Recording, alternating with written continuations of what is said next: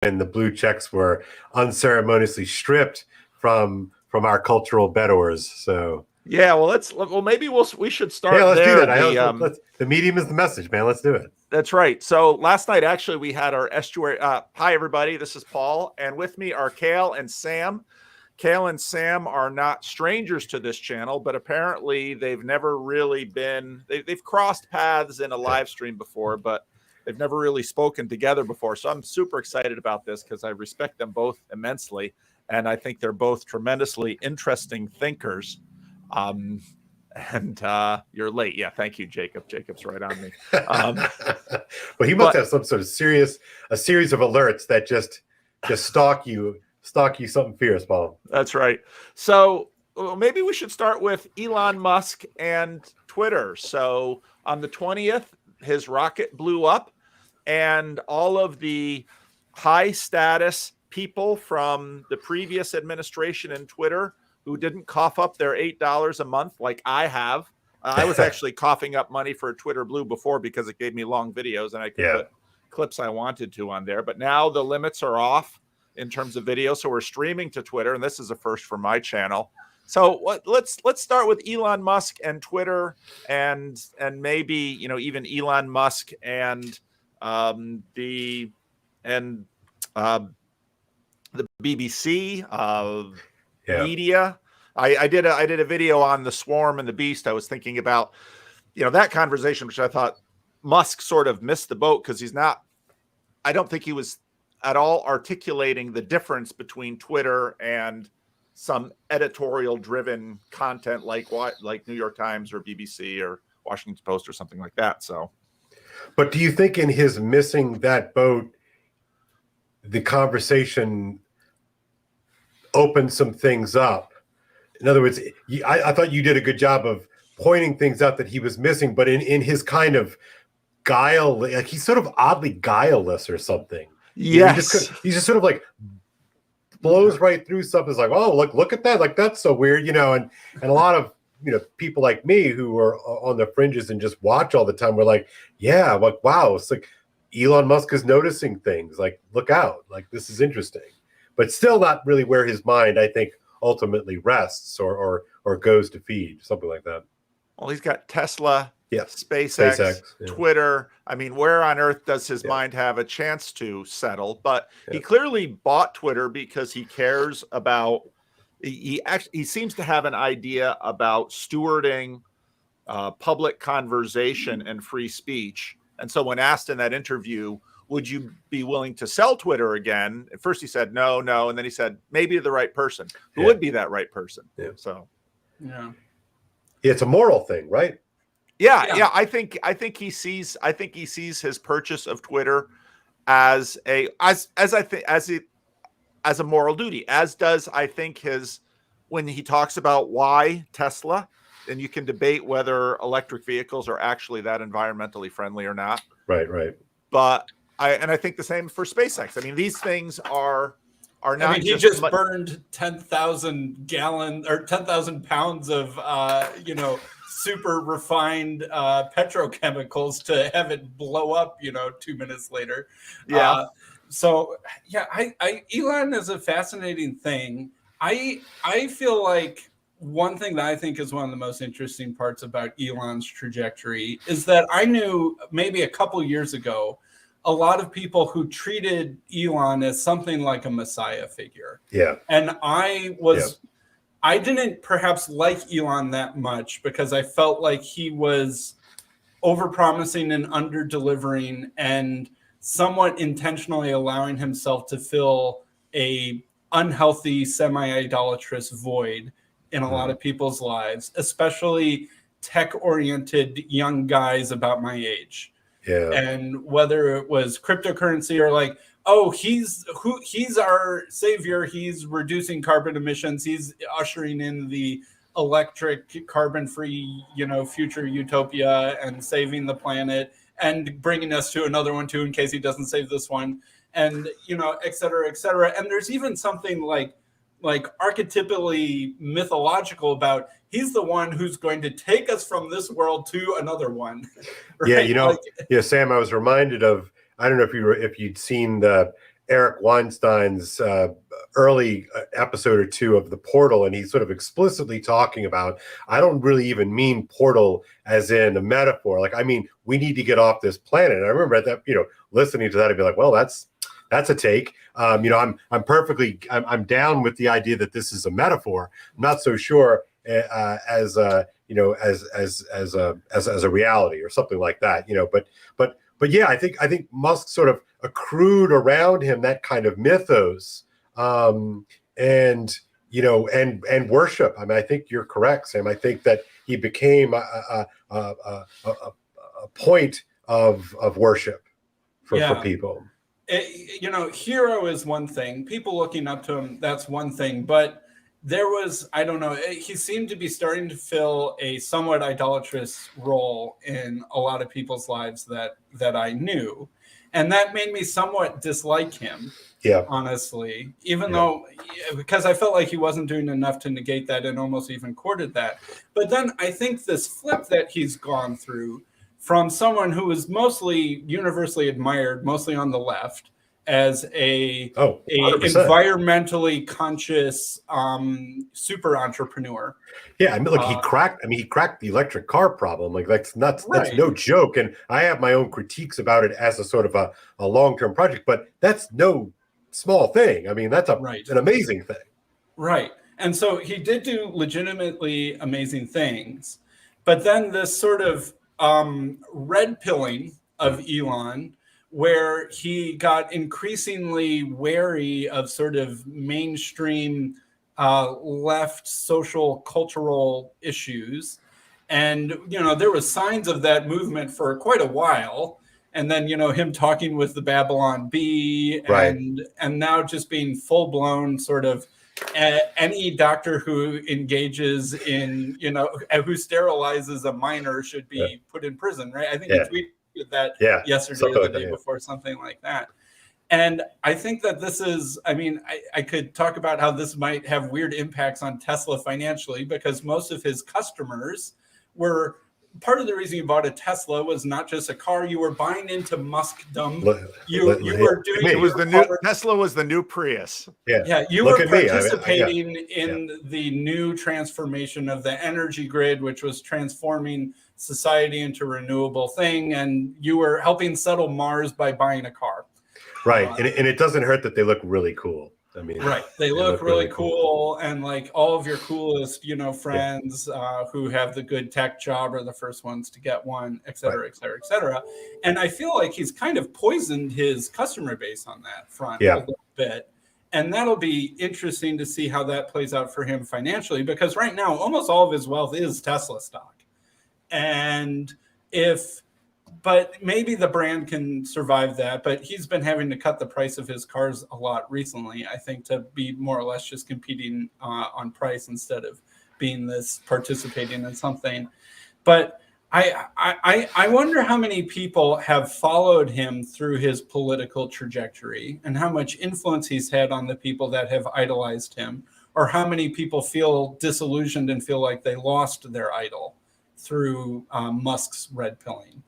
And I don't really know about that.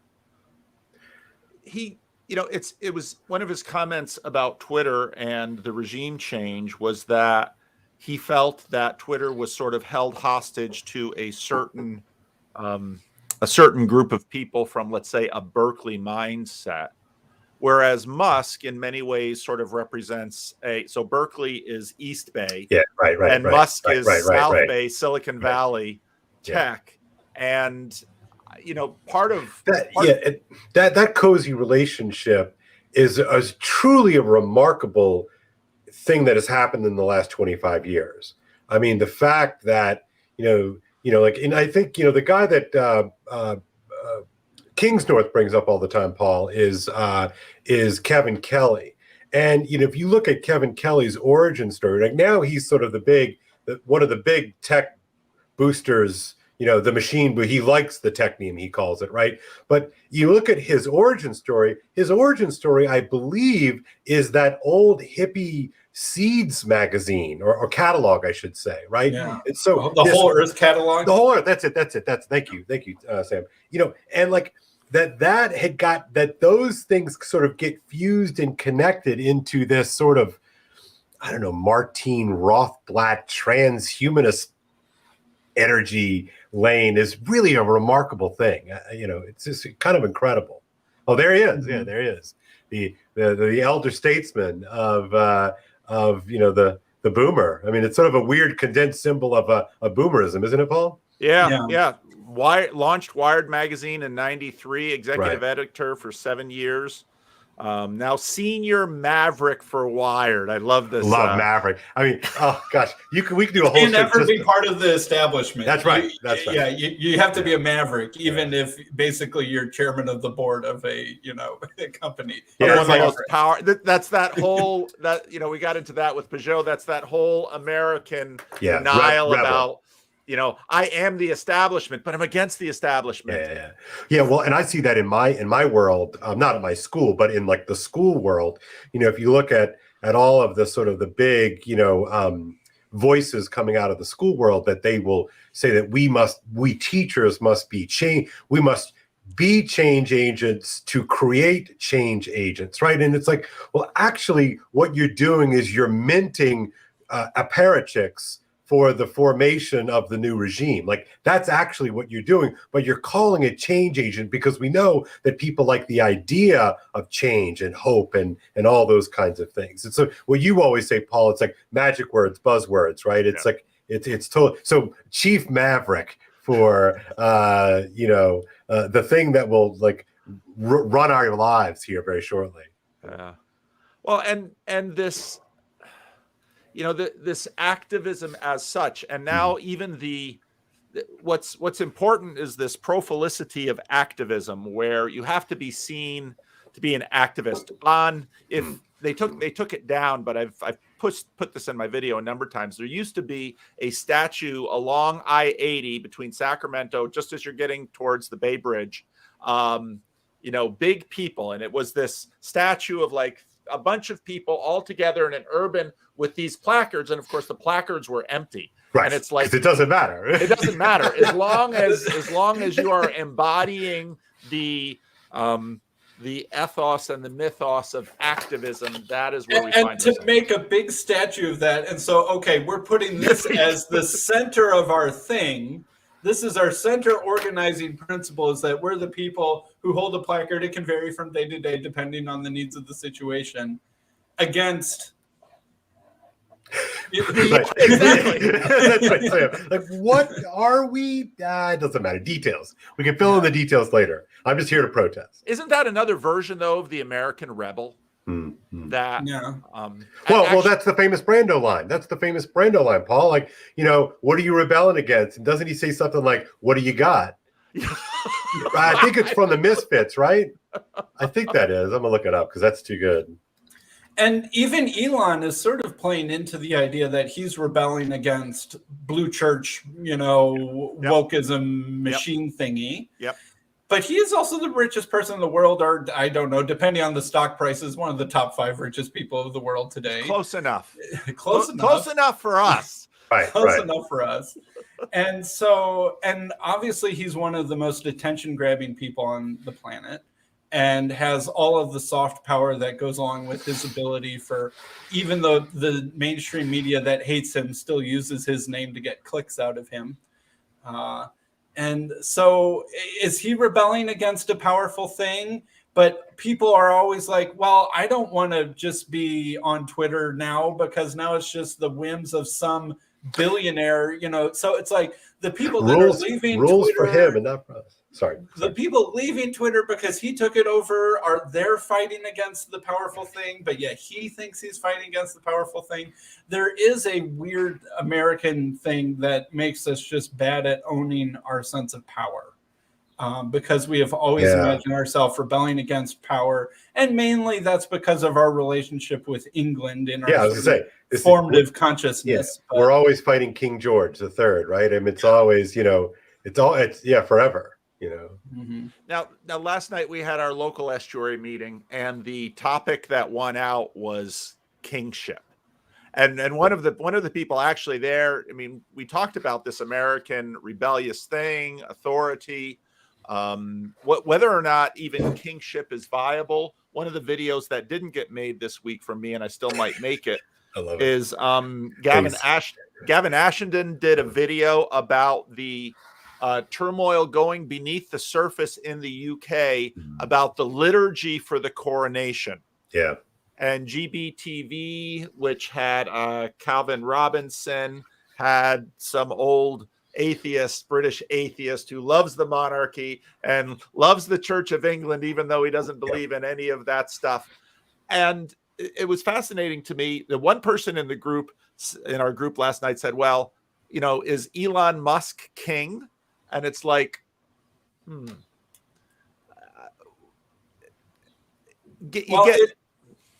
monarchy is always throughout human history intertwined with divinity. And there are various ways of working that relationship out. Maybe the king just is a god. Maybe he's the son of a god, and he's the anointed of a god, or something like that. And even the current English, coronation ceremony connects the legitimacy of its monarchy with divine authority from God. Yeah. And that it's almost hard to imagine monarchy without some divine backing, or just being purely seen as tyranny. Right, or ersatz divinity, right? One of the things I like about the English monarchy, again, in theory, like I'm an American, but is that it's honest, actually. That in the subsuming of, or the absorbing of all authority unto, the king, it's sort of an acknowledgement that, like, more important than that. Well, Paul, you've been sort of riffing on this on the background, the monarchy of the Pope, for instance, right? There's a sort of a, and it's not quite the same. Maybe it is. I remember reading this as an undergrad, but the whole notion of a Caesaropapism, right, that you see more in the Eastern context than you do in the Western context. Well, maybe the English monarchy sort of became the sort of the reinstantiation of the Caesaropapist, vision. But now going up here to both to Charles and then to Elon, two very different figures. One sort of always seems, at least in my mind, a kind of hot mess in Charles, and then Elon as this sort of vaguely autistic wonderkind, who is just tripping. He's tripping all these. He's tripping all of the pieties. Whereas Charles, even though he's kind of not all that keen on the Jesus stuff, seems to have an appreciation for the traditions of the thing he's walking into. I don't know. I'm all over the place, but even a perennialist can respect traditions, I guess. Yeah. That's good. That's good. Well, part of the question was, if so, there continue to be monarchs all over the world. Japan still has their monarch, descendant of the sun god.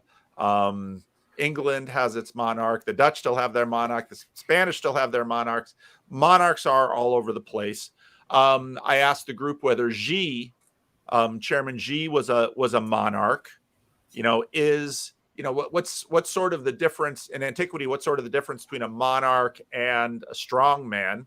Yeah. Of course, Well, communism has its own difficulty with this question. Yeah. Because communism would then always seemingly need a strong man, but it was a chairman, a comrade, right? Something like that. And their source of authority was like they're helping to usher in the realization of the Marxist utopia. Yeah, the utopia, the kingless, ruling classless, hierarchy-less utopia. Which, of course, Augustus, in all of the travails of the end of the Roman Republic, Augustus comes in and simultaneously both saves the Republic while he cements the imperial throne. Yeah. And calls himself the Son of God. Yeah. His father was Julius Caesar, who has been assumed into heaven as a god. That's right. Let's make that a god. Yeah. And it's like, I guess that makes me. No, I don't make the rules. Oh wait, but I kind of do. But anyway, that's. So, it's been interesting though with this, this came out with, so I spent some time, and I want to spend some more time with Harry Potter and J.K. Rowling, and then of course ContraPoints comes out with this, hasn't done a video in 10 months, and then suddenly podcast regret, and you have this dissatisfaction with liberalism from both the left and the right. And in some ways, the right is much more overtly talking monarchy. The left, not exactly, is that more sort of a communist utopia that will emerge from how popular on the right is this monarchy business? I feel like and this brings up the whole question of Christian nationalism, and does that phrase actually mean anything in particular? Right. As far as I can tell, it means anything from, I wish I could just sort of talk like I'm a Christian and assume that my neighbors are a Christian and that would be okay again, to Christians should be more overt in voting their conscience in a constitutional democracy, to we should have some sort of state church and maybe even things like blasphemy laws again. It's a really, totally agree. It's a total mess of a concept. And like, really, you think your obscure branch of Presbyterianism is going to assert itself over the most powerful country in the history of humanity? And you guys are what percentage of the population and control what levers of power to enact this exactly? So it's like, Moscow, Idaho as the new center of the world? Is that what you're saying, Sam? Well, in like Catholic circles, I hear, you hear this sort of stuff bandied about, and I think it's equally fantastical in its disconnection to, the actual United States of America that we live in. So like you'll hear some of them. I think the more honest versions of this will talk actively about national divorce, right? And like moving out of your blue state and moving into your red state and those kinds of things. But even that, of course, my red state friends, and my family, I come from a red state, they don't want to hear it, but, they're not as red of a red state as they think. And I'm, and that's because the blue state has the Wi-Fi. It's like it's that, which is why I think it's interesting to think of Elon as a kind of would-be king come lately, because he owns this thing called Skynet, and it's like this,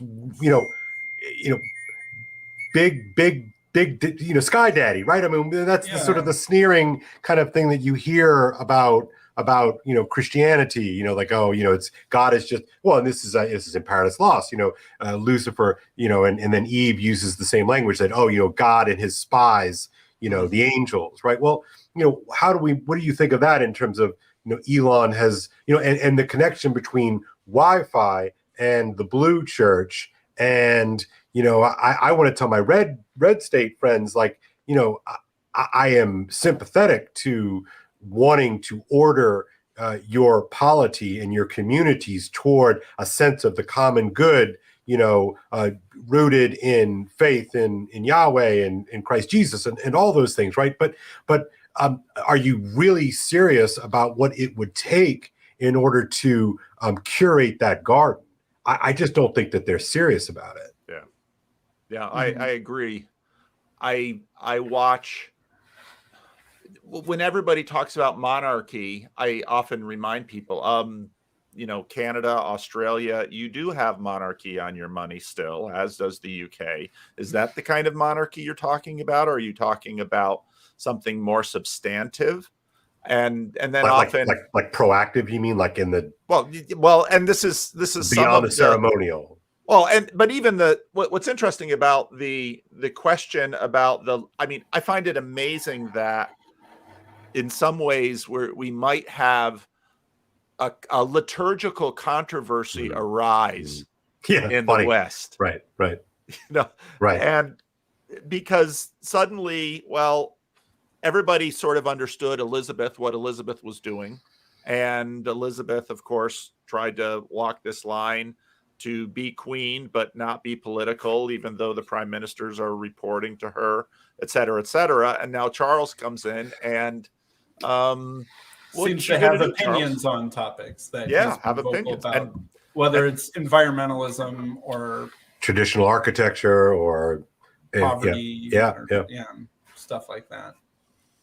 And then you've also got the question of, let's say, in the United States, where we have this president who is elected every 4 years, and many would argue that some of the most problematic aspects of the presidents are their monarchical vibes, and we've had in this country over the last good number of presidencies. I mean, you might argue that FDR was the last American king. Yes. I mean, the length of his reign, the amount of power he wielded. Many have argued that, in fact, what has happened to congressional power is that it's sort of receded because senators and congressmen, you know, they want to keep their jobs. And so you have presidents increasingly ruling through executive orders and things of this nature. And also, you know, sort of the Trump Clinton contest, Hillary was going to be the technocrat. I mean, she was the one who had all the skills. She had all the experience. She was the best prepared president for the United States. And, you know, Trump wants to come in as, you know, the second coming of Ronald Reagan. So, yeah, you know, we seem, thinking about this from a presidential standpoint, we seem to think we want a nuts and bolts person, but we really want a showman. Like, you know, we really want, you know, in my own world, like, you know, you really want the Pope John Paul II. You're not so keen about the Benedict XVI. It's like, you know, and it turns out that Benedict XVI was completely inept in terms of the actual running of the show anyway. But you know, we really love the show. And I would suggest, and maybe that's, you know, going back to Charles, I mean, I think that Charles perhaps does in fact appreciate, you know, the aesthetics of the show. But I do think that, you know, look, we don't have national liturgies in the same way here in America, right? You know, because we all go about our business and do our things or no things on Sundays, right? You know, and even, you know, anyway, the point is that, you know, we still need some kind of national sacrament. Well, we have some, like, protecting, I think a lot of this, I just feel like monarchy and Protestantism are almost inherently incompatible. Interesting. I know that obviously England or the United Kingdom is a attempted counterexample of my point, but to just be extremely simplistic, for Catholicism and Orthodoxy, the source of authority is at the top, and that gives its glory and legitimacy to those underneath it. Right. And in Protestantism, the source of authority is the individuals at the bottom who give source and legitimacy to what's above them. And I know that's a simplification, but at some level, I think that's still there's something fundamentally right about that distinction. And America is that idea of Protestantism put into its best attempt at embodiment in a country. And yeah, I think that's fair. Yeah, I mean, you know, I've had conversations with Anglican friends, and, you know, a lot of Anglicans that I've talked to can be uneasy about even considering themselves as Protestants.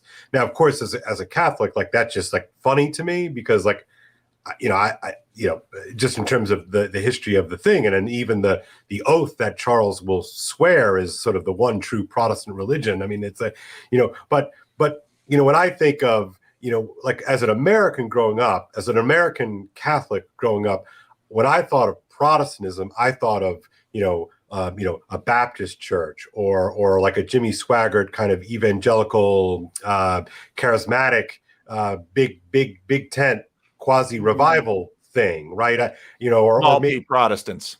Yeah, right. That's exactly right. Or high church, low church. I mean, I really had a conception of low church as sort of being real Protestantism. Right now, I know that that's not fair or whatever, but so maybe that's part of this, Sam. That the defining ethos of American Protestantism was the low church variant, the radical Reformation. Right. Really. Okay. Yeah, that makes sense. As opposed to the magisterial, and Anglicanism is. Yeah, I feel like the fundamental split in Protestantism, and so maybe this will complexify the thing I was earlier saying, is the Protestants who are like, Rome is so broken that we're going to make our own thing and we're not looking back over our shoulder, versus the Protestants who are like, Rome is broken, we're going to create our own thing, hopefully temporarily, to be the light on the hill that attracts Rome's attention to show that we were right, so they implement our reforms and then we can come back.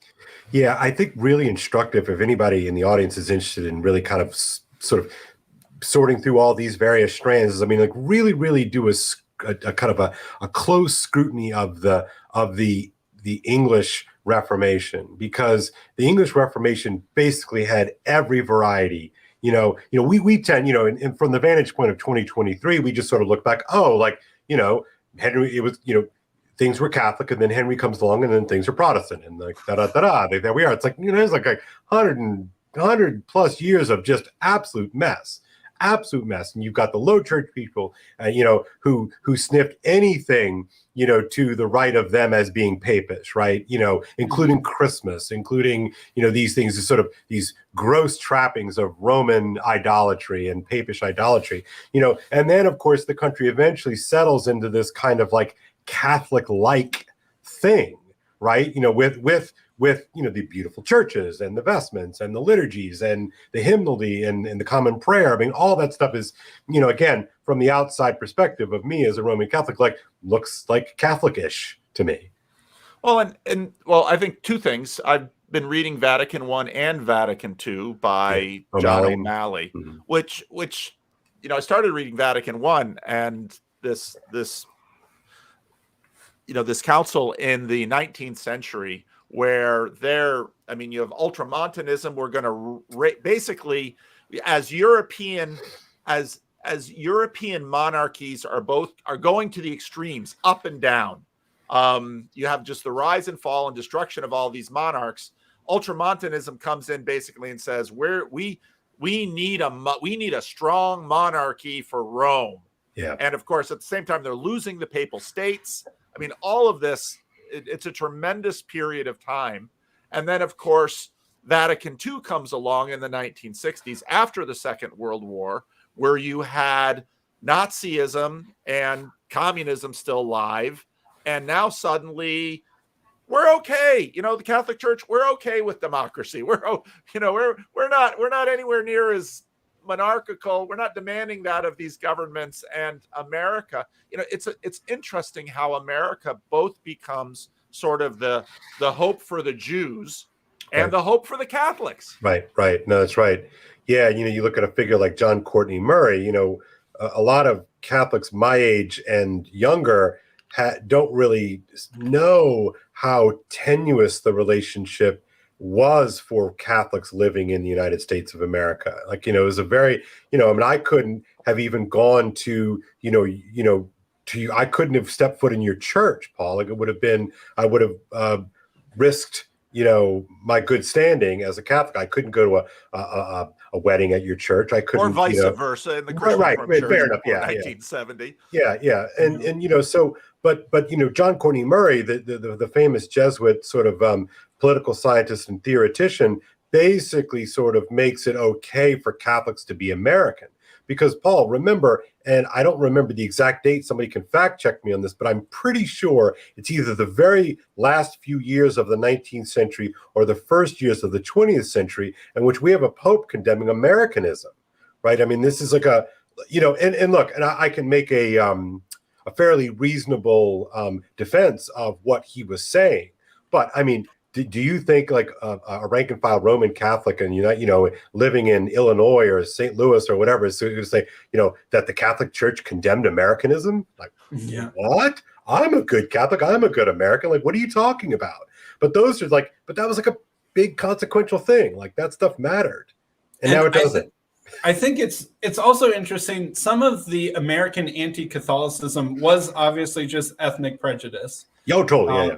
But there was something also there that I don't mean to give an excuse, but it made at least some amount of sense in that in the Protestant thing where, it's individuals, right, that have their autonomous consciences that make decisions, and then we come together and vote and ripple the authority up from that. This idea that there was a religion that still had a person above that, a person above the peoples in the pews who could almost maybe give something like orders, kind of does mess with democracy a little bit. Oh, 100%.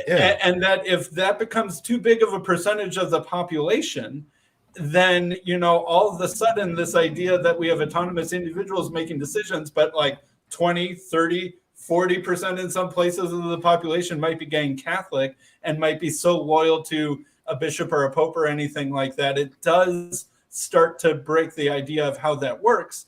And it's interesting that Catholicism seems to have come to peace in some sort of sense with peace or pieces. Peace. Not pieces. Well, maybe both. Maybe that was a Freudian slip, but I meant peace. Yeah. Well, I think, there's one way to sort of look at American history here, and the consequential election of Kennedy in 59, right? Doesn't he get elected in 59 and take office in 60? Yeah. That famous speech that he makes to the Houston Baptist Church, in which he basically says, I'm American first and I'm Catholic second, right? That, if I'm being honest, was, again, who knows what it means now, but was probably in that context, probably heretical, or certainly would have been considered by every European Catholic bishop to be absolutely heretical, right? He's asserting his conscience above his church. Correct, right. So, which is essentially a Protestant move, right? We would say, and not being mean here. I'm just being trying to be factual here. And so, but one wonders, right? I mean, so the Second Vatican Council is announced, I think, in 62. And the first session starts in 63. And Paul, if my memory serves, the Bay of Pigs is happening as the first session of the Vatican Council is underway. Okay, and so I was born in 73. So full disclosure, I have zero memories of that. But I gotta think that must have been absolutely bonkers, right? And this is something I tell my current students now, who have no memory of the Cold War, right? They were all born after the Cold War. The whole idea of nuclear war is like some weird fascination and fixation of boomers and Gen Xers. They're like, what are you talking about, right? But in 1963 at the Bay of Pigs, like that was a real thing. Like we really thought that this was it, right? Like it, right? And so I'm fascinated with the Second Vatican Council and American history. Number one, how do you write American history without the council and a consequential statement from the Vatican that allowed Catholics to come to heal? Heal as in like heal boy, heal, right? I mean, if that had not, if John Courtney Murray and his gang had not won the day in terms of pluralism and religious liberty and basically saying, hey, you can be a Catholic and an American, like, I don't know how the history of the United States gets written without that, because, Catholics make up a huge, as you said, Sam, a huge percentage of mid-century population, certainly in urban centers, right? Yeah. And so what if that they had not come to heal and that antagonism had continued to exist? That's a big deal. But then secondly, sorry, and I'll stop here, but to think of the Second Vatican Council, in relationship to the realities of the nuclear bomb, right? And think about the connection between the nuclear bomb and this sort of Promethean moment in which we capture the fire of the gods, right?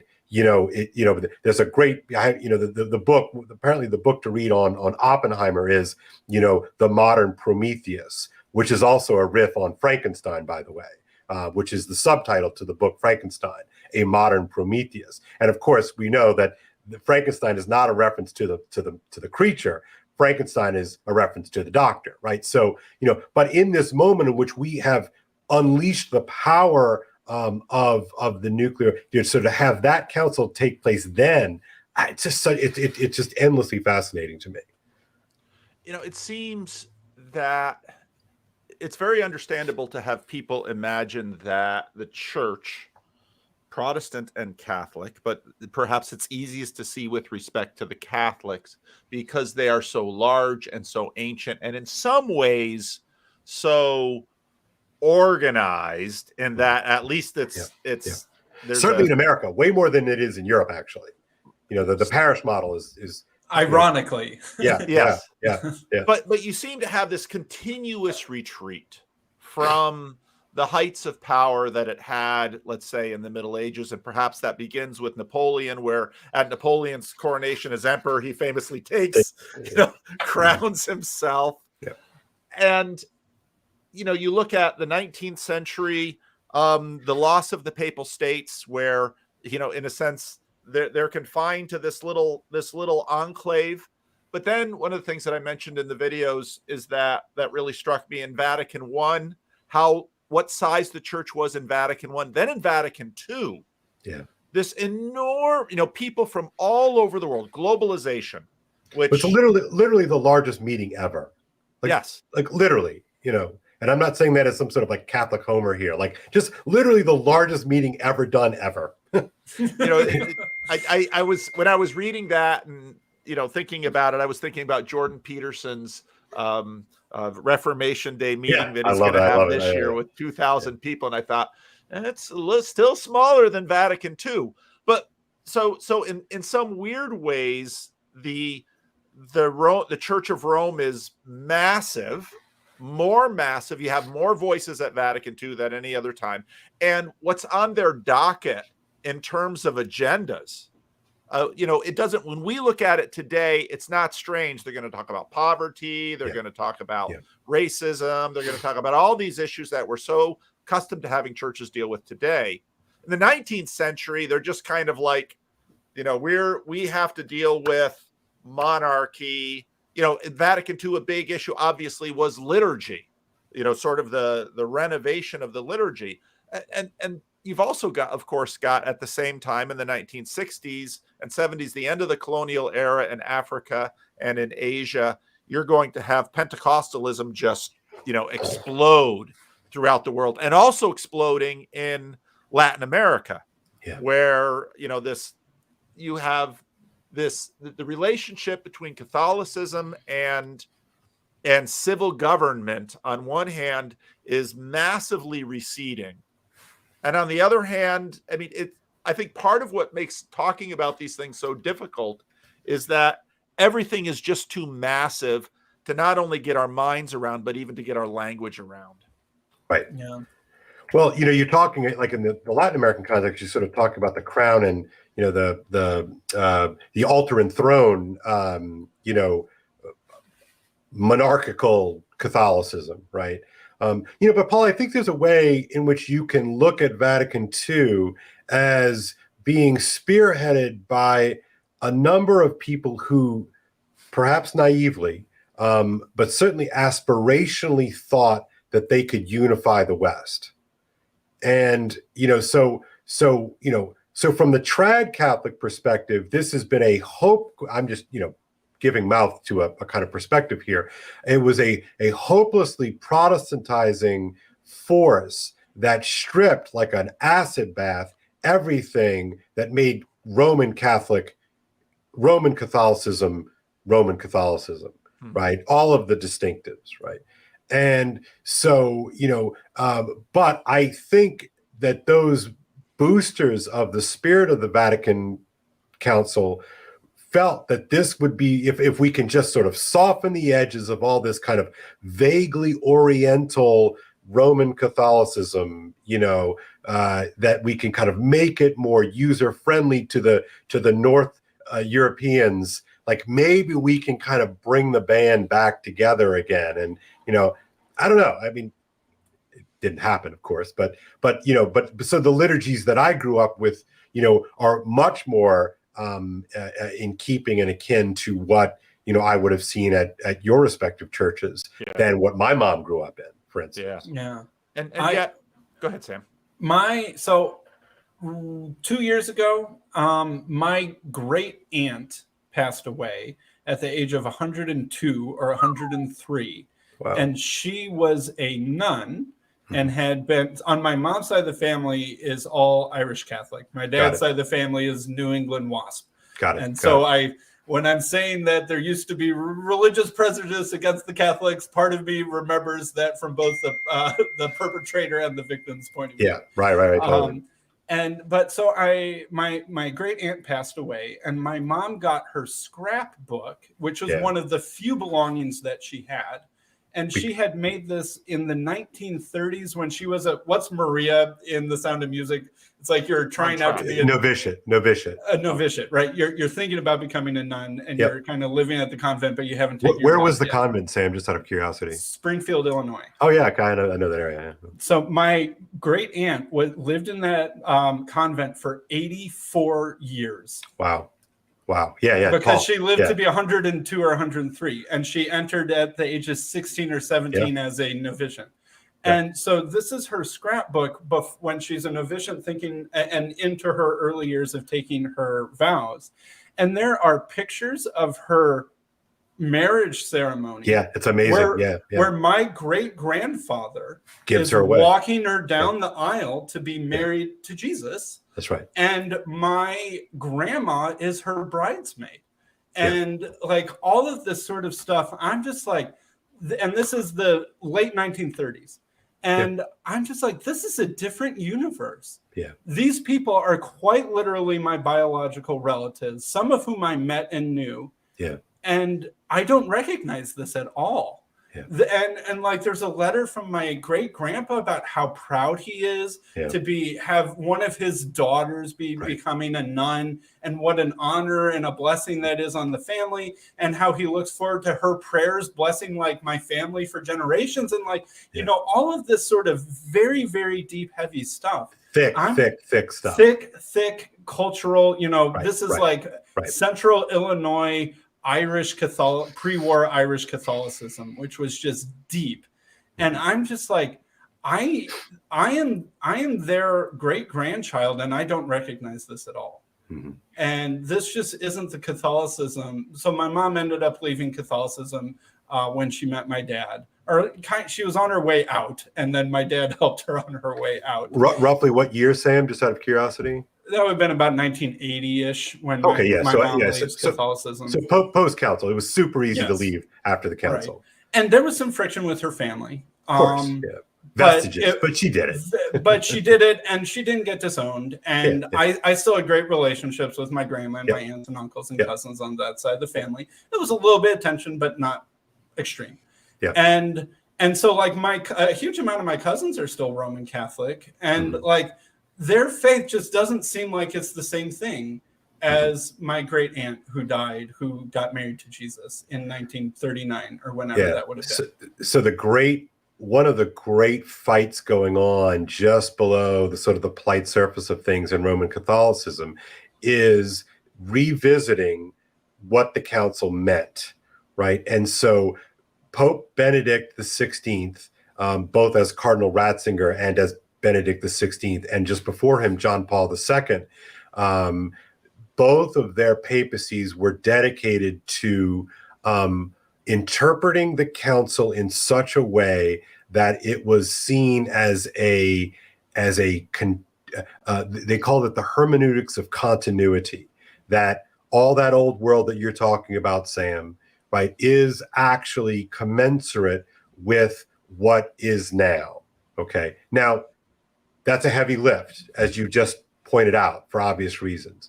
Now, the current Pope And so this was a real fight, though. This wasn't just like, oh, like they're in charge and they're just sort of like managing this hermeneutics of continuity. So there were these two big camps, right? And roughly speaking, they were both kind of modernist camps, actually, right? They weren't the trads, right? So there was a sort of a conservative modernist liberal camp, and there was a sort of progressive modernist liberal camp.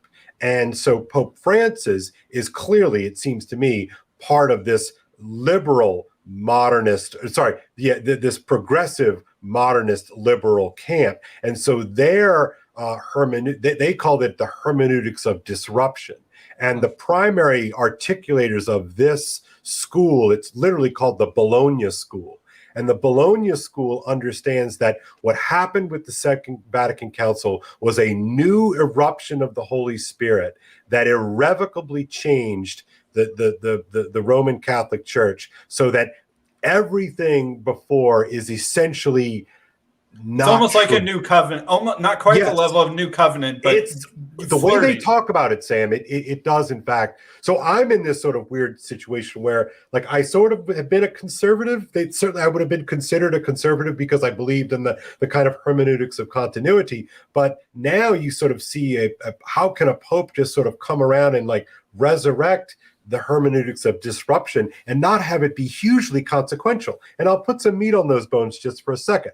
Growing up, so I went to a college called Thomas More College. And of course, as you know, Thomas More, the famous chancellor of the realm under Henry VIII, has to make this decision, is he going to be Catholic first, or is he going to be Henry's chancellor first? And he tries to kind of like, look, I'm letting you do your thing, but I'm going to sort of recede from private life. But basically it became untenable, and eventually he becomes, we consider martyred for that, right? I do find the veneration of Thomas More a little, it's like that previous dynamic where, the big, evil, bad Protestantism martyred our, in a sense, standing up for his conscience, Thomas More. It's like right, and a it's much more complicated of the Protestant story. Yeah, it's much more complicated, and fair enough. But at the end of the day, why does a Catholic, why do we venerate Thomas More as a martyr for the faith? Because he stood up and he said, no, a king can't make a decision that goes against the will of God. I mean, that's in essence what it is. And the will of God is that marriage, Paul, is forever. Not a lot of caveats to that. Right. Mm-hmm. So now, if all of a sudden, if with this sort of this hermeneutics of disruption, if you can kind of rethink even, and this is why marriage is so important in the kind of Catholic symbolic, imaginary, right? It's not, and look, I could go on and on for this. I'll stop, but it's so important. I mean, you talked about your aunt who enters the convent. All of the iconography is that this woman has forsaken the world and is marrying Christ ahead of the curve, essentially, right? We all, of course, with the Hieros Gamos, we all, as part of the church, we marry the bridegroom, right? In the end, right? But she's going to sort of get a head start on things. Like that's kind of the idea. And there's some elevation of the whole family's level of holiness through that. Correct. Right. So, and again, the whole family is really proud of. That's right, and it's sort of done this for us. Yeah, it's anti-individualistic. You can kind of see all those things, which brings in that other conversation we've been having, Paul. But if you hold that, well, like the marriage thing, like there are sort of difficult cases, and there are we have to be pastoral as opposed to sort of standing on principle. Well, all of a sudden you have to ask your question. Well, so then what you're telling me, this is sort of the Kathy Newman moment. So like what you're telling me is that Thomas More probably isn't. He really didn't have to die for this, is kind of what you're telling me. Yeah. And I don't know how to square that circle. I don't know how you can be in this sort of school of disruption that Vatican II birthed a whole new church. Now, practically speaking, maybe they did, but I don't know how you thread all of this together and maintain the claims, the bombastic, claims of Rome. I just don't know how you do it. Yeah, my own personal crisis there in a bit. And it's sort of like it in a way can undermine your own authority to cause that much disruption. Yeah, because what you're saying is people who allegedly had my position and my authority in the past disagreed with what I'm doing now. That's right. And I'm disagreeing with them. Right. And so it's sort of like, well, then, what authority? How do you have the right to do that? And what's to prevent the next guy from just completely undermining yourself? Right. So now then you're stuck into like, well, for 8 years we're going to have Democrats doing something, and then the next 8 years or 4, you're going to have Republicans doing something. It's just like, I've got a pen, and I've got a phone, and I'm just going to be a king, because that's what Obama said, right? I'm just going to be a king. Screw your democratic process. And so then it's just one group's executive orders then get offset by the next group's executive orders, and then those get reset, and like that's where we are, and we're stuck here. And the precedent of what is allowable under an executive order continues to creep. Yeah, that's right. Well, in what ways did the Second World War, because the Second World War was a watershed for the Christian Reformed Church, I assume for Catholicism in America. Yeah. It's certainly, I don't know that you would have had the Second Vatican Council the way it was without the Second World War. Of course, the Second World War leaves communism in charge of a lot of the world for the next, 40 plus years, almost 50 years. World War II killed state-empowered Catholicism. And I'm not saying it killed Catholicism. Obviously, there's a couple 100 million people testifying against that. Mm-hmm. But it ended, and it was partially the fascists, right, in Italy and Germany and Austria and various other places that weakened the church, and then the defeat of fascism by democracy basically was and communism also was like a 1-2-3 punch, with liberal Americanism being the victor that ended and killed all vestiges, essentially, of state-empowered Catholicism. And the entire West was either communist or liberal. Right. And which are kind of two weird forms of Protestantism. There's something strangely Protestant about communism in a weird, distorted kind of way. But I think that's really, it was in some sense the ultimate triumph of the Protestant victory. Yeah. And orthodoxy then gets covered with this blanket of communism, which of course at the fall of the Iron Curtain sort of gets unveiled, and now people are beginning to say, you've got immigration to the West. It's also interesting that one of the things I want the rest of history to cover is the Suez Crisis. Because the Suez Crisis is a moment that I don't think Americans pay any attention to. But in some ways, it was the ceiling of American power over the West. Because, of course, Egypt is thinking, well, this is our chance now that, of course, after the war, India now, okay, the crown of the British Empire, the jewel of the empire, India goes its own way. Gandhi sort of triumphs via, the Gandhi sort of take on Jesus, and then Egypt is going to flex its muscle. It's going to take over the canal, and the French and the British basically engineer a way to, of course, Israel is roiling in terms of the Israeli state, the beginnings of the Israeli state. The British and French are going to come down and seize the canal and unseat Nasser, and basically we're going to, the French, of course, wanted to sort of reassert themselves in Indochina. Right. And so these, France and England are going to sort of try to regain some of their colonial mojo. And the United States just weighs in and says, no. This is, you guys don't understand how powerful we actually are. Right. And this is going to take England and France a little bit of getting used to. And even this Ukraine war is still a manifestation of that. The U.S., whatever you think of the Ukraine war, it is still very much a projection of American power into Europe. And I feel like it is only demonstrating that even when we might have thought American power was weakening in some sense, perhaps, there's no replacement. It's not like Germany is stepping up and leading the war in Ukraine. It's not even like France or England or anyone else is. And seemingly, it's really just America through allies of proxy and allies of willingness. And there is something, I mean, I don't want to say America is just a monarchy and it is just an empire, because there are some differences. I do think one of the reasons why America is as powerful as it is because we don't have monarchs, and having too strong of central leadership often enables someone to make a stupid decision, which often hurts the country, like Mao's Great Leap Forward or something like that.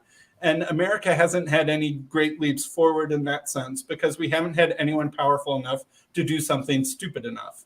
And that is a result of democracy and sort of just making it too hard to do anything, which tends to allow some good things to get done, probably leaves a lot of good things undone, but does mostly prevent big, bad, evil things. Yeah. And that is part of America's strength.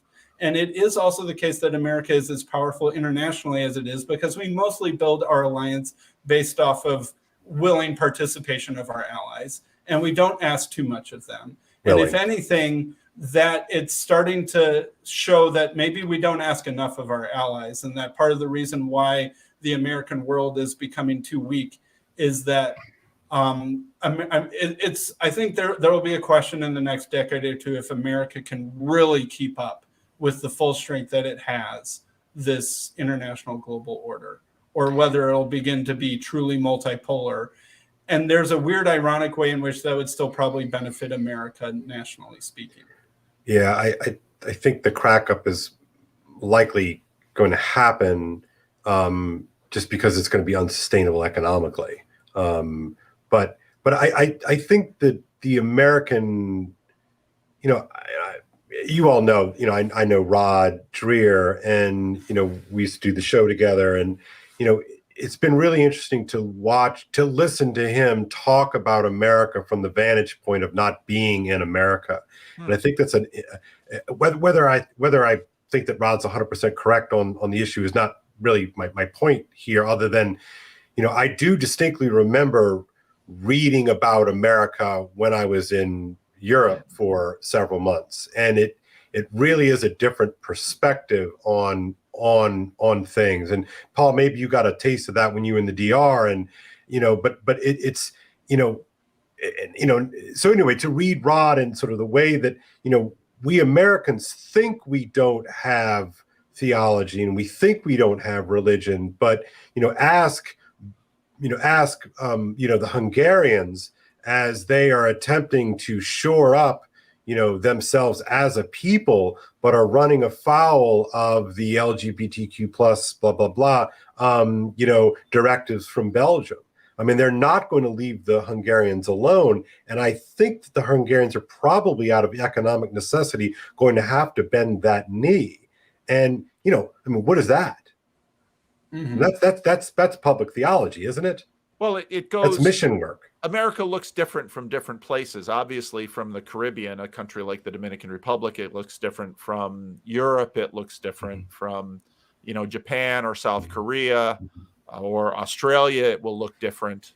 It's just such a massive colossus. Mm-hmm. And to bring in a little Christian Reformed thing in terms of there was a sociology professor at Calvin who a couple of years ago performed a wedding for a Calvin employee and her fiance.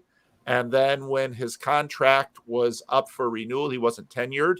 His contract was not renewed, and he is now currently suing the college for wrongful termination, even though I don't know about not renewing. But the thing that caught the attention of the Christian Reformed community in this television interview was the statement about the wedding he performed. It was a non-religious wedding. I did it on my own time. It had nothing to do with Calvin. It had nothing to do with Christianity. And I think maybe you're right, brother. Maybe you're right. and I think this gets into the question of, okay, well, what America has, a lot of the power of America has tended to come certainly from its artistic community. Hollywood has dominated, and Hollywood was a big issue in the in the Islamist pushback against America. You're corrupting our youth with your movies and your media.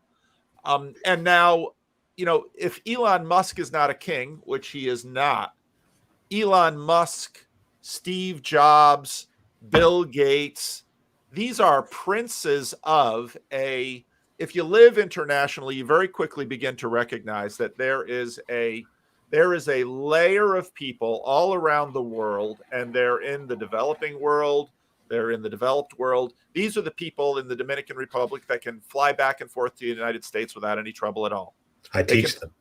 That's right. This is the globalist ruling class, and one of the issues that came up last night in the estuary meeting too, when we were talking about it, was church membership and propositional assent, because the Christian Reformed Church has this. We're fighting this question about same-sex marriage in the CRC. We're using confessional means, but part of the tide that's turning in religion, we see this in this little corner, is we're going from prepositional to procedural. And the value you're proceduralizing the propositional in order to maintain the line on same-sex marriage within your denomination. Right. And when you look at, let's say, the princes of industry that have been reshaping the world, the titans of the world today, who are, China is trying to keep them out. They're now sort of blocked out of Russia because of the war. But when you look at even a nation like Ukraine, the question is, will this nation participate in the procedural religion of the world that involves these little things that we hold in our hands? It involves all of the things that we do. One of the things that, again, struck me, Kale, when I participated in that Roman Catholic Mass, which was a funeral, again, all of the practices that Catholics have, and then this wedding that Sam had, in many ways, the entire question of what on earth do we mean by religion, mm-hmm. the predominant paradigm that was really cemented in the Protestant Reformation in the West mm-hmm. is receding. And so in that sense, the Orthodox kind of come up, and, how flexible are they with respect to propositional truth? Mm-hmm. I'm unclear mm-hmm. from that, but they very much depends who you ask, which suggests that they are at least somewhat flexible. Yeah. Right. So when you think about over the last couple of summers, I've read a lot of books about the Second World War. Part of, especially in the Pacific, part of how the American empire was established was the industrial technocracy.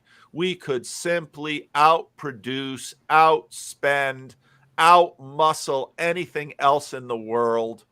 And, Paul, Paul, it's interesting. I was thinking about exactly that point in relationship to some of the conversations you've had about the early formation of Christianity, and it could be something as simple or akin to, that Christianity worked.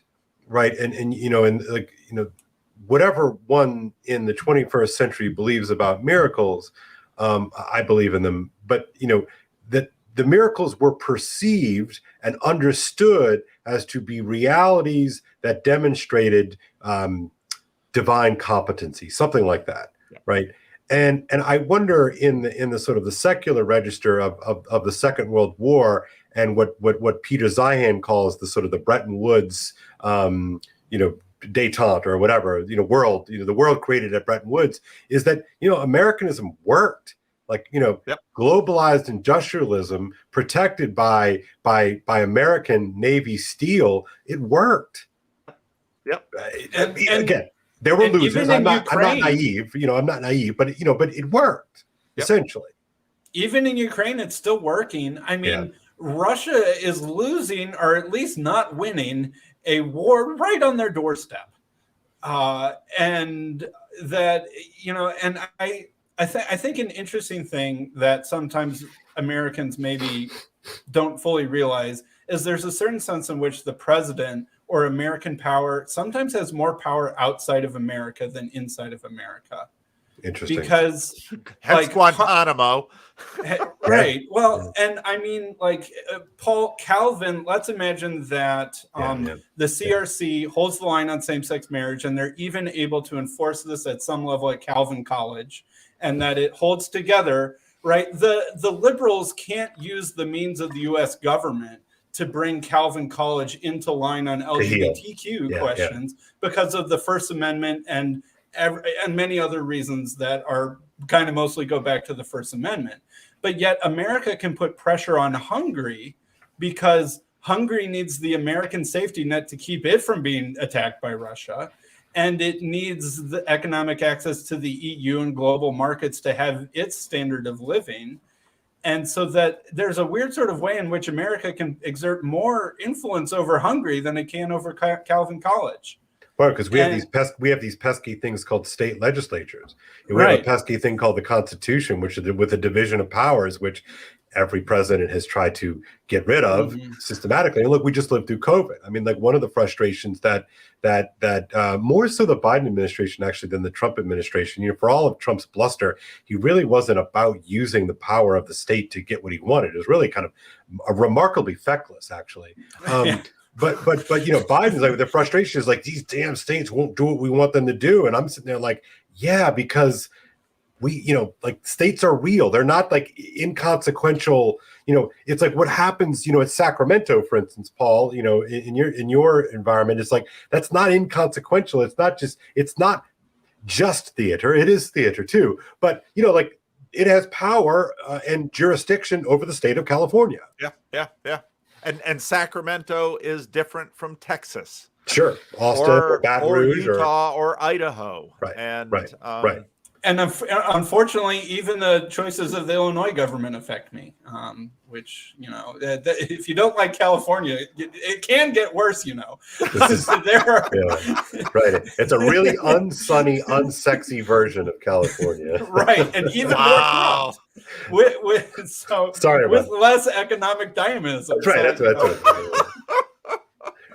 And, you know, the mayoral election in Chicago drastically affects crime rates and in and out migration from the city, you know, like. Which will have a downstream effect upon Springfield because, you know, as more and more people pull out of Chicago, which they will, right, until somebody decides to wake up or not, you know, that's going to have serious. I mean, when your major economic engine of the state is falling apart, like that's not good for every Illinoisan. Right. And it has a paradoxical effect on the suburbs where I live because people leave the city to go to the suburbs, but some people are leaving the state in general. So it's a little bit weird which of those two things helps or hurts more. But anyway, and so it is weird that America perhaps has a weirder way of being able to project its cultural hegemony on conservatives in the America sphere, but not as much in America. And then Canada then becomes like this weird thing where it's like, we're just going to show that we can do what the Democrats want to do, but can't do in America, but we're going to do it in Canada. And that's going to be our entire political program is figure out whatever America wants to do, whatever the Democrats want to do, but can't do. Oh, we can pass gun control. We can pass laws about trans, you know, gender, whatever, you know, even though America can't. Ha ha ha! Look at us. Come move here, maybe. You won't, but we wish you would. Well, but again, and even sorry, go ahead, Paul. No, go ahead. No, I'm just making a dumb point. But you've got to a certain degree the provinces because Alberta, you know, is like, well, let's, you know, oil. We've got oil. We'll be the Texas of Canada, and no, the conversations I've been having with Canadians, it's of course Jordan Peterson. There's no louder Canadian right now who's unhappy with the regime, and there's in Canada there seems to be absolutely no end in sight. There's but the irreality that Canada is allowed to exist in is only ensured by the economic engine of the United States of America. And I'm not saying that as some sort of like chest thumping, like, you know, former Bud Light drinking, you know, red-blooded American. You know, in other words, Canada's not even a real place in that way, right? And again, I like Canada, please, you know, I'm not trying to be anti-Canadian, but it's like they just live in this hyper unreality. Like, why in the world hasn't the U.S. conquered Canada? Like, in every parallel universe, right? The U.S. would be like, oh, there's a rich, helpless country. Oil-rich country. All emails can be directed to Twitter, Kale Zeldin at Twitter, and the Transfigured channel. Thank you, Canadians. 15% of my listener base. We love Canada. We love Canada. But they get to be completely ridiculous on foreign policy or whatever because they're so secure because of the goodwill of the United States. Look, I'm not being anti-Canada here, Paul. I mean, I'm listening. I watched what happened with that trucker convoy, and anybody who believes in any kind of liberal democracy their blood should run cold with what happened. With the seizing of bank assets and it's truly, truly a chilling thing. Not to mention the COVID regime. Anyway, so that's really where I'm going with. I'm not attacking my Canadian friends. And Canada has had a degree of media capture that the United States has not. An amazing amount of Canadian media is funded and supported by the government to the degree that, certain messages don't get out. And one of my Canadian friends was telling me that there's legislation in Canada that even the government's trying to say that a certain percentage of media consumed has to be Canadian sourced and not American. And it's like, wow. If anybody, one of the videos I do want to make is on the rest is history on East Germany, because there are so many interesting pieces in that. But what about, so Fox News just got stung with this court settlement, and people are saying that now this opens the way for Rupert Murdoch and others to be sued directly because of, a big piece of the narrative, and this was underneath the Musk Twitter thing.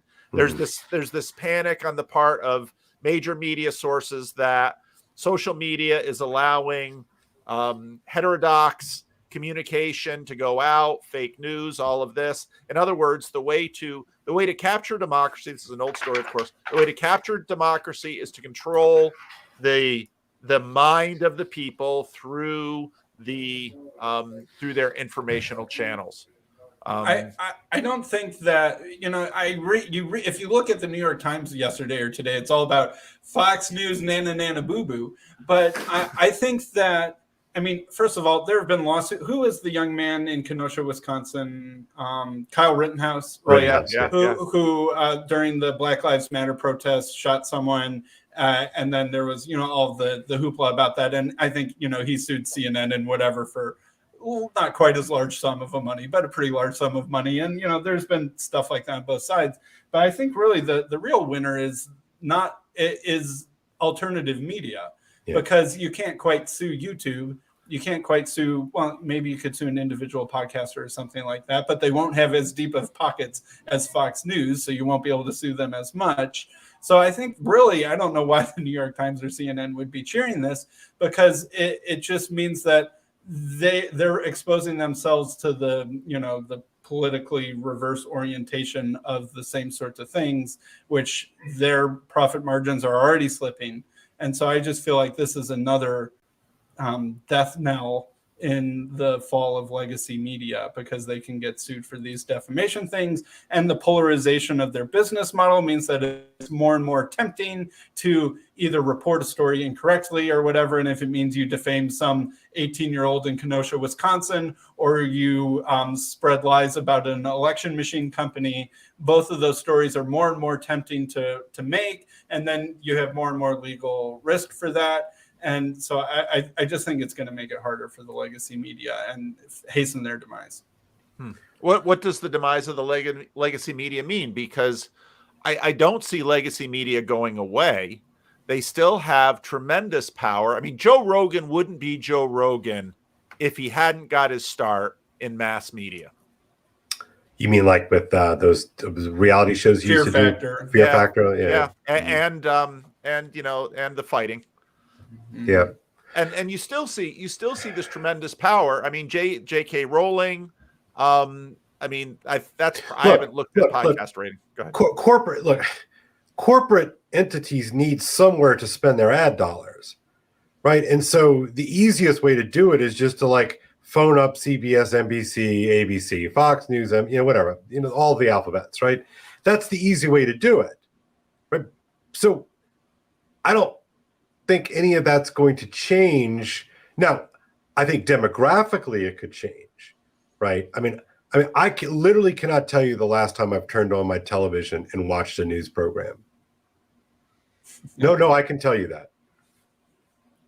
The last time, besides like football, right? But I could stream that now. But so, and we can get into that if you want, Paul. So you raise your eyebrow. But I think the last time that I literally stopped everything, turned on the television to watch Fox and CNN and MSNBC to see what they were playing was on January 6th.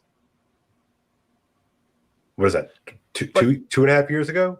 But isn't the case that mass media there's just going to be more mass medias? That's interesting. A little bit, and there will be some consolidating effect. I was in Florida on my dad's side, visiting members of my dad's side of the family, and I have an aunt who's even older than my dad, and she was like, "Oh, Fauci's going to be on 60 Minutes tonight, so we need to end our dinner early."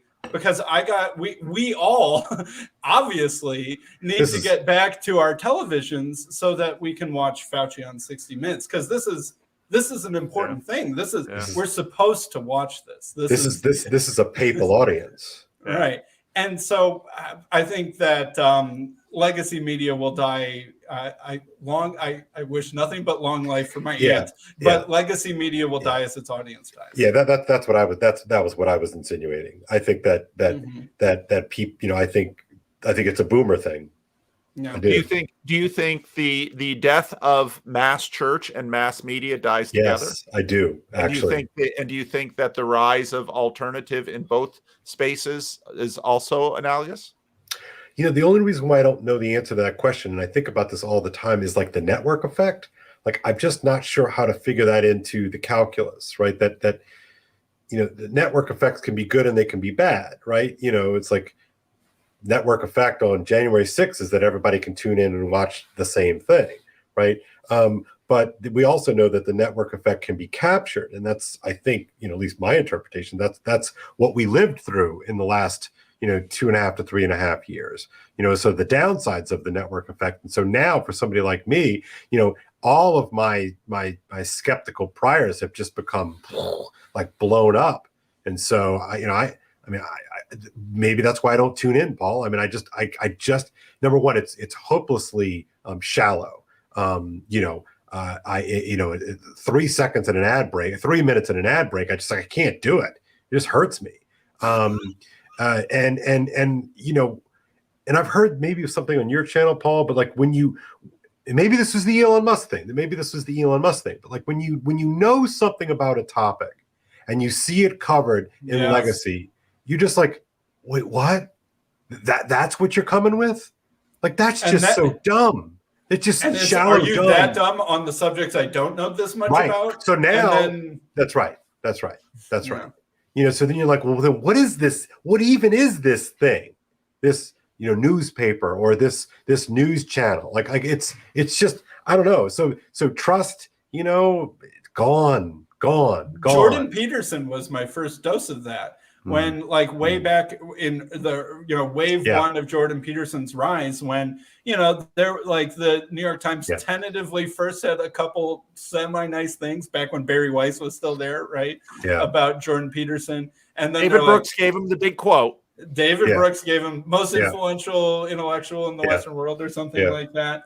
And then all of a sudden you can just see the switch flip, and they're like, no, kill it. Kill it, bad. It reminds me of that. Shut it down. Yeah, it's the Austin Powers meme, where Frau for Business says, "Send in the cloud, send in the robots, the death robots." It's like, this guy can't. Oh, he's off the reservation, But again, network effect, right? that's what you're describing, Sam. Like they weren't really quite sure what to do with Jordan Peterson. They're like, oh, he's interesting. He's maybe he could be our friendly crank. Maybe he can we can not neuter him or geld him, but kind of keep him on the reservation. He could be our kept opposition. I think they were auditioning him for perhaps for that role, and he is not that, as we all know. David French took the role. Well, yeah, right. Maybe French thought he could have a new friend. He's like, no, my friends don't like him, so I can't have him. He says mean things. So I don't know, Paul. I mean, you asked the question. I'll ask it to you. Will legacy media and legacy church die, with the boomers? I think Protestantism is less vulnerable. Interesting. Because it's just really tough to keep mass at scale, and markets continue to perform. And the mainline church is the same audience as 60 Minutes. Yes. That's correct. That's good point. So the mainline churches will really, really struggle. And I would say that the mainline versions of boomer Catholics, it's the same thing. I mean, it's theologically the same. It's politically the same. I repeat myself, right? So, it's Joe Biden. It's our current Catholic president. Devout Catholic Joe Biden, as we have been reminded over and over and over again, right? So, but it's weirdos like me, right?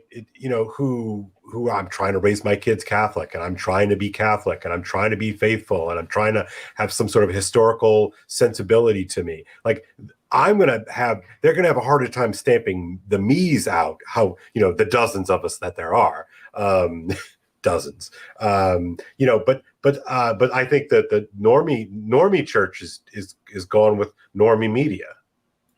Well, and Ethan is bored. But the Orthodox are not, the Orthodox, this has everything to do with orthodoxy, because in many ways, orthodoxy has become another option on the small p Protestant menu in religion in the West. Even though orthodoxy has aspirations for neo-Constantinianism, I don't see anyone having see that coming. And what's going on now between Putin and Ukraine with respect to the Orthodox Church, for someone who on Rebel Wisdom blithely said, well, maybe if the Protestants and the Catholics just have this history of bloodshed and statism, maybe Orthodox doesn't. And it's like, really?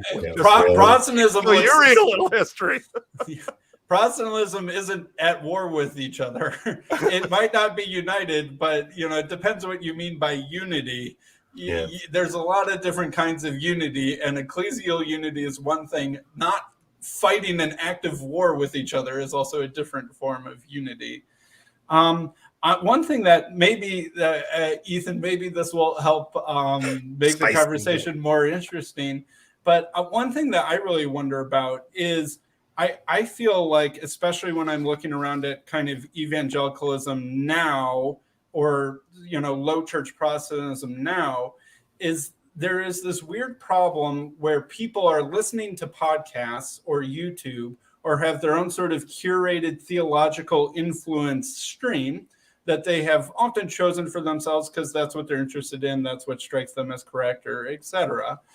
That's who they admire, whatever. And then you have the people in the same church that are being influenced by drastically different formation worlds that are mostly online or virtual, or coming in through your earbuds or something like that. And I think it's putting a lot of weird tension on churches. And I'm seeing this in kind of my own local evangelical church that I might still kind of go to or not. I'm still figuring that one out. But I think this is because 60 Minutes or whatever, the Blue Church could unite mainline Protestantism. And they had kind of a stable information stream that helped them stick relatively united with each other and had a very shared worldview. Yet Democrats and Republicans had some differences, but nowadays, like, we look at Democrats and Republicans in the 1960s and they look so similar to each other. So I do wonder how this is going to pan out. Because if I listen to Paul and someone else is listening to Ortho Bros, and someone else is listening to super restless and reformed, Baptist Calvinism, then like Doug Wilson. Wilson, like, how do we get along in church, and how do we vote together on elder boards and all those sorts of things? Well, this is why the Pope shut down the Latin Mass. That is my sort of, I believe, some basis for this belief, but I believe. Did he shut down, or is he trying to shut it down? Well, there you go. Right, but even the idea that you would attempt to shut down the Latin Mass stems because exactly what Sam said, is that some Catholics wandered off the reservation and started to listening to things in their ear pods, on their workouts, or while they're doing the dishes, and they were reminding Catholics of this tradition that they had that local Pastor Bob isn't giving them, and they're looking at, like, on paper, my church should have all of these great things that this guy on YouTube is telling me that we should do. And like, well, why are we doing these things? And like, well, where did all this stuff go? And why was it removed? And, and so, well, the thing you do is shut it down. But when you can't actually do it as Pope, aren't you simply communicating your ineffectiveness and your impotence? I know. Pints with Aquinas is still a YouTube channel, right? So, it's this discussing porn with Dennis Prager. I saw that. Yeah. And it's just weird when people can choose their own catechesis, and that it's similar to how education is getting disrupted. Right. Why would I listen to my boring chemistry teacher when there's an all-star chemistry teacher? I mean, in Catholicism, the way that we solved this problem for centuries was like, all right, you sort of want to be like a Franciscan type of Catholic. You want to be a kind of Jesuit type Catholic. You want to be a Dominican type Catholic. You want to be a Benedictine type Catholic, right? There's sort of this variety, but, you went to the Mass, and the Mass was this, basically the same, right? And so it was a kind of unifying technology that sort of, instead of the sort of the radically and typically horizontal world that we live in, the Mass was this sort of strange vertical lifting up and out of the sort of the morass, and so at least in that, and somebody like Aquinas would call it, or in the Catechism would call it, the source and summit of the Christian life would be this, your Eucharist, the liturgy itself. And so, but what happens when you take the vertical element out of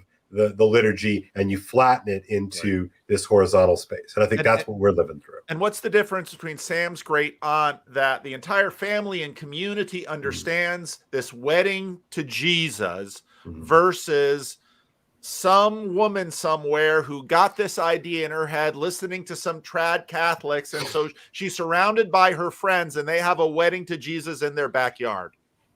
Isn't that kind of where we're at? Yeah. I can't imagine any of my cousins getting married to Jesus, but my great aunt did. Right.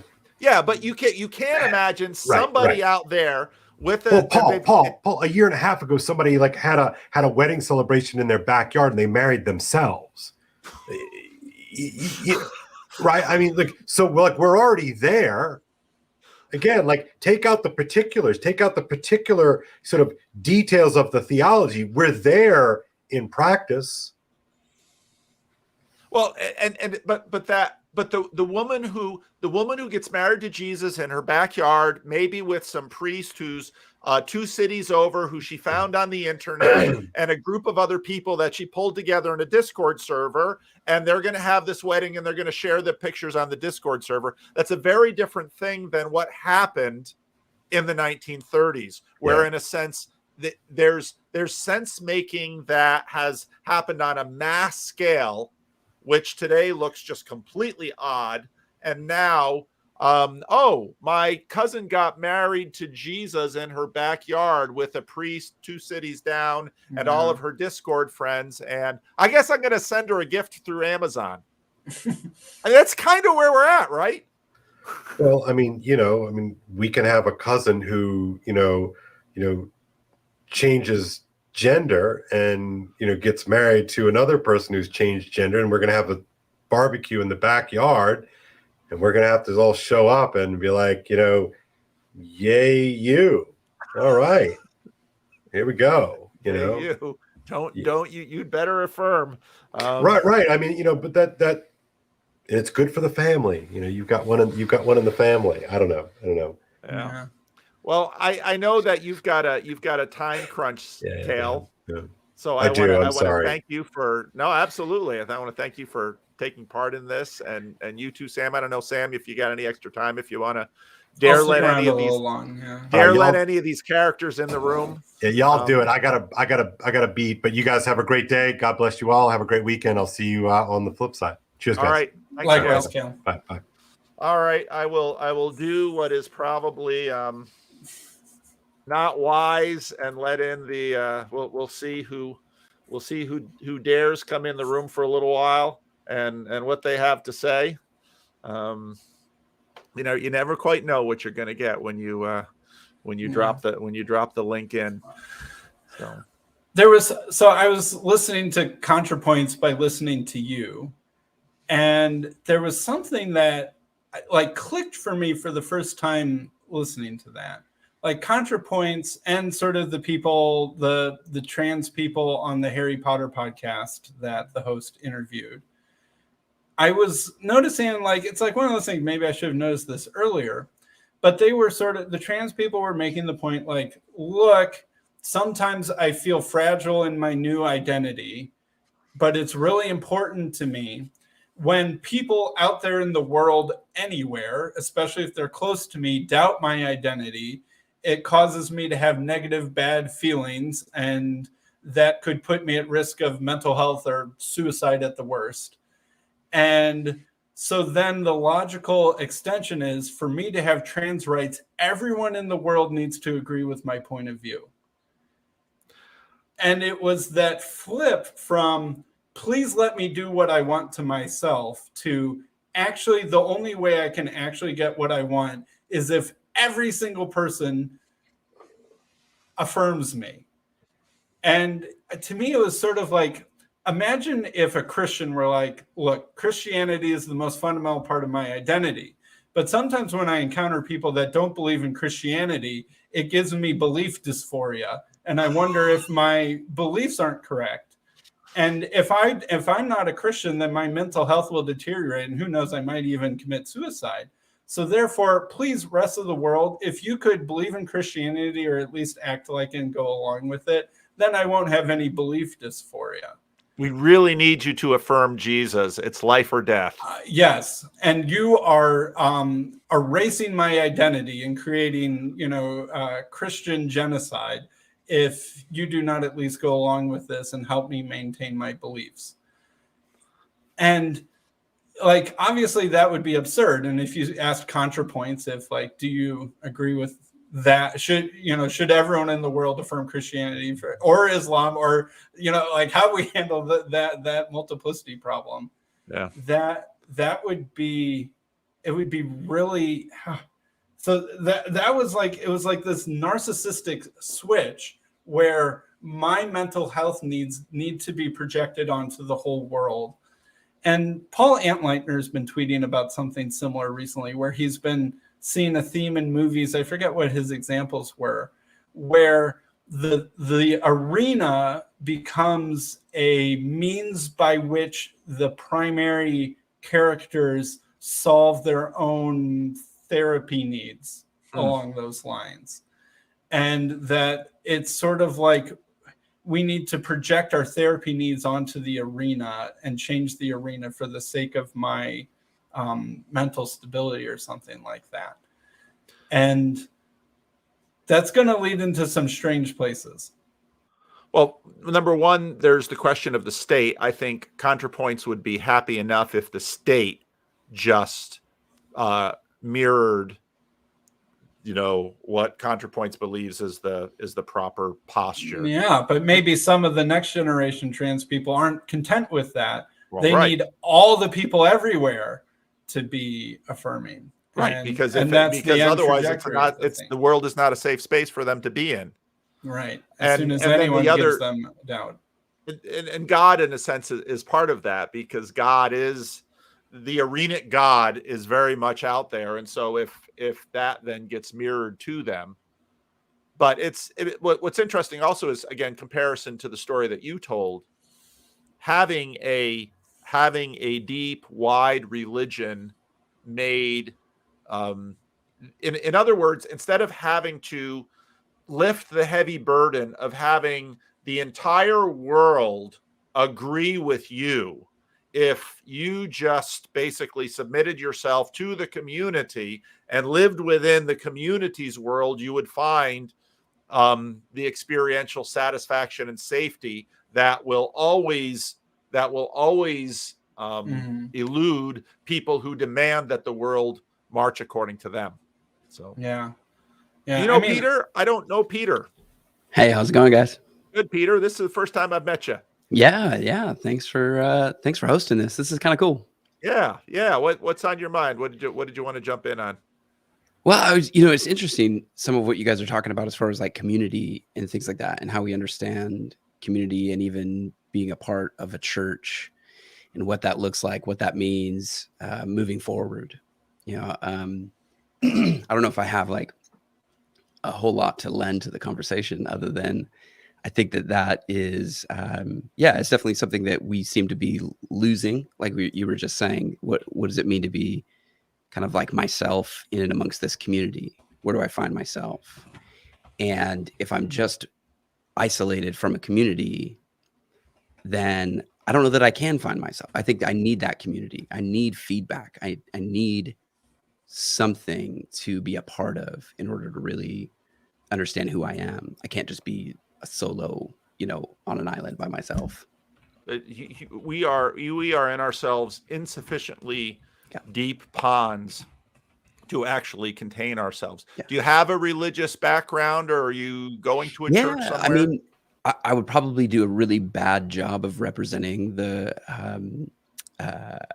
PCA denomination that I'm a part of. I work at a church, but that's kind of my tribe right now. I'm sort of exploring what that means as far as being a part of a Presbyterian church.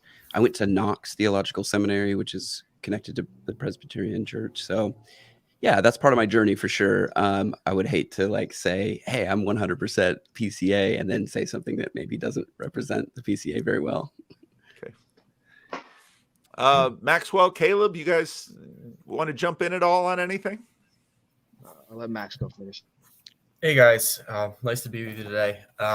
Paul, I saw you mentioned Ivan Illich's book, or David Kale's book. Yeah, I was wondering what you think about it, because I'm really enjoying it.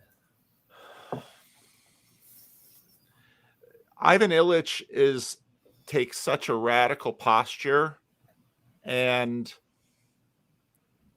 it's, I've got sympathy. We homeschooled our kids. I've got sympathy with respect to a lot of his positions on, let's say, mass education, that in some ways we're trying to address the pathologies that the system itself has sort of brought forth. The difficulty with something this radical, it's sort of akin to Paul Kingsnorth's machine conversation that, okay, fair enough, Christianity took a dramatically bad turn to the degree that it institutionalized. We have sort of an anti-institutional buffet religious thing going. Is that an improvement over what we've seen done by churches? So it's a tantalizing thesis, but and if you've got someone who is a very remarkable person, like to the degree that I know who Ivan Illich was and what he did, seemed to be quite an exceptional, remarkable person. When I think about the vast majority of Christians and human beings, not everyone can specialize on, on this extremely high level of articulation and sophistication with respect to the Christian faith. I've often brought up my cousin who is a welder, who goes to church faithfully, is an elder in his conservative Reformed church, is faithfully married to one wife, is lifelong, has a couple of kids, has a couple of grandkids, has a hobby, likes to go fishing, likes to play basketball. What does Ivan Illich really have to say to him? I mean, it almost seems like, okay, fair enough, but is that just religion for the autodidacts and the monks? So that's part of the challenge of that, in that you're going to need to have something that is scalable.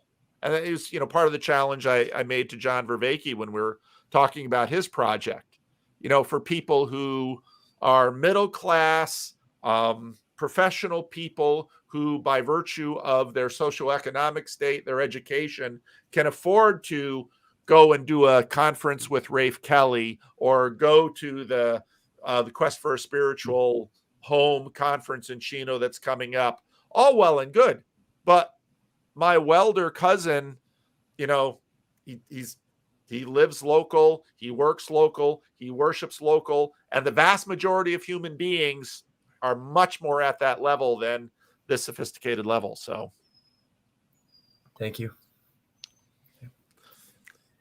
Caleb, you have anything you want to say, or just coming into Caleb? You have the distinction of, I think you're the only one who came in and helped us, came into the Sunday school class once because Rick put in the link and nobody wants to come, which is absolutely fine. But it's one of those things where, actually, I was curious. It's going to get me totally off of what I was about to ask, but I'm curious as to what utility was. What exactly did you want us to do in the Sunday school? It's like, well, not sure if I can really interrupt and ask questions, but. No, that's a fair point. I'm like I'm doing with this live stream, I play with a lot of things and I don't quite know where things are going. And so I thought, what if we did have other people participate in the Sunday school class, but I'm not really quite sure how that would go. So at this point, it was fun to be there. Yeah. At this point, we're just using StreamYard because for those who are looking for the 11 a.m. service to be streamed, we're having real issues with our camera in the sanctuary. So about the only thing we're able to stream right now is our Sunday school class. So that's kind of where that's at. I like what you're doing here, Paul. If I may, it was a couple of weeks ago, you guys were talking about the printing press, and it got me thinking. I wasn't able to engage. I don't remember what I was doing, but I could hear you guys. And it's almost like, you're talking about using StreamYard, right? It's like using the roads that Rome built.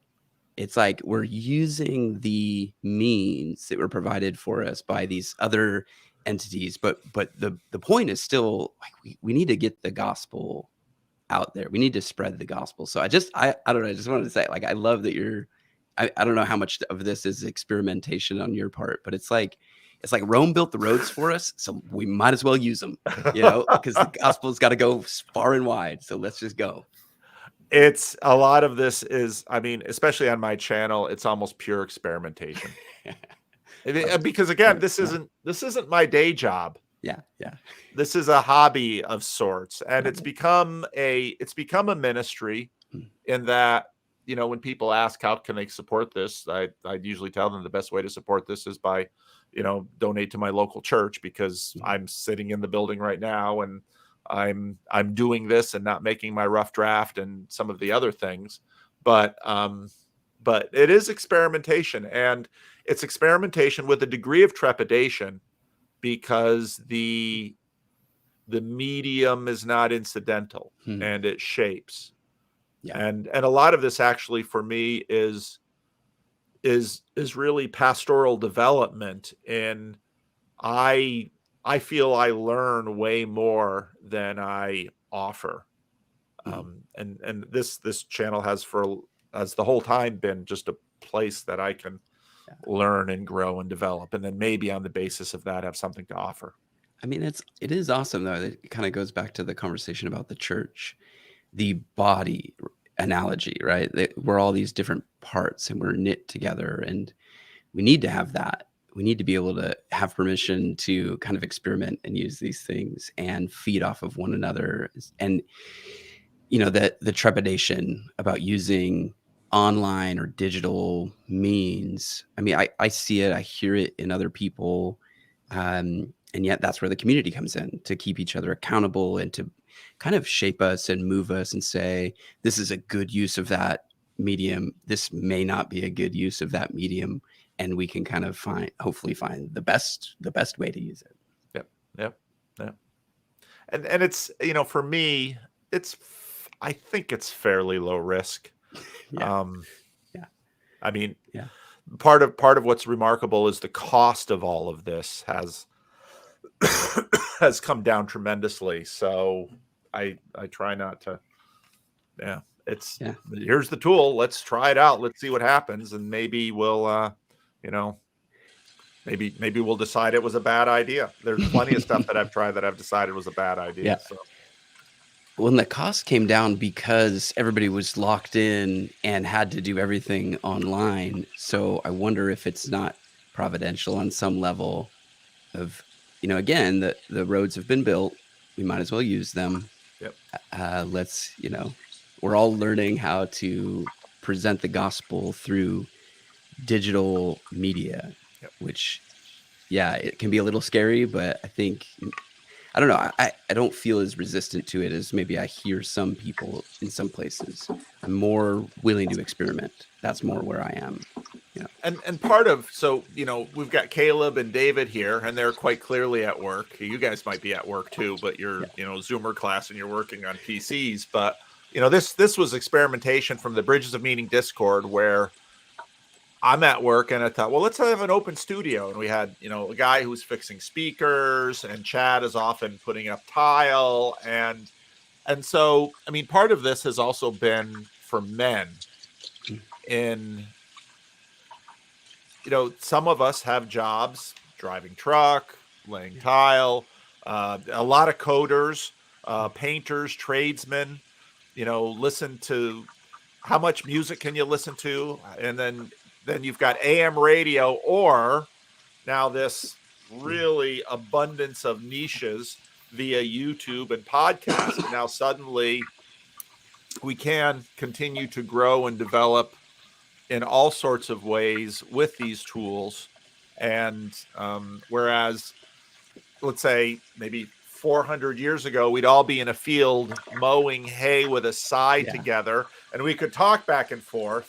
Right. Now we're all in these little boxes, but via these connections, you know, what do they talk about back and forth during the Reformation period when they're, you know, when they're farming or if they're building something? You know, I've worked in blue collar jobs, and you work with guys and you talk about whatever you're going to talk about. And this in some ways is part of that. Well, what are you doing, David? You washing something? Yeah, I'm cleaning my brush and cleaning my roller pole because I'm about to get started in an office. All right. Painting a church. Painting a church. Now we've got someone coming in to do some cooking here. All right. Now, Paul, can I ask you a question, and then I'll probably have to go because I just go ahead. Focus. So I was thinking, I stopped in when you were talking about like Protestant Catholic stuff, and I was reading Stephen DeYoung's God is a Man of War, and I think it's interesting, this idea of like nations saw when they went to war, like their gods were going to war with each other. Yeah. And I think when the Protestants and Catholics were engaged in all their wars, that's where like the fierce tenacity came from, is they recognized that of like, and so what's interesting is it seems to be, if you take that view on things, that God favored Protestants. And I know Protestants use that as vindication against the Catholic Church and Orthodox, and I don't even think that's all necessarily bad. But like, to play devil's advocate, there's also a phrase where it's like, I think it's from like Meditations, where it's like whoever the gods wish to destroy, they first make mad with power. And so it's like, I wonder, I don't know, like part of me is like, well, it seems like the Protestants were doing something right that the Catholics can't get right. And then in other cases, you know, plenty of people have vented their frustrations at the Protestant church and stuff like that. And it's hard not to feel like sometimes it's falling down that path. So I don't know. What do you think about that? Well, that's, you know, what I was getting at with my God number 1 and God number 2 back in the day of Jordan Peterson and Sam Harris. There's the divine passive in Scripture. If something comes to be, it must be the will of God. And of course, they're in the pagan polytheistic days, you know, the will of the gods. And there's very much something to that. Now, the Bible and Christianity undercut that, and that begins in the book of Job, certainly has resonance in terms of the cross. And so all of these narratives sort of subtly work through this interplay between God number 1, who is sort of the arenaic God, and God number 2, who is a character in the arena. And so there's very much something to that. There have been movements, I sometimes call them retconning movements in history, that sort of reframe everything after them. And Protestantism was that.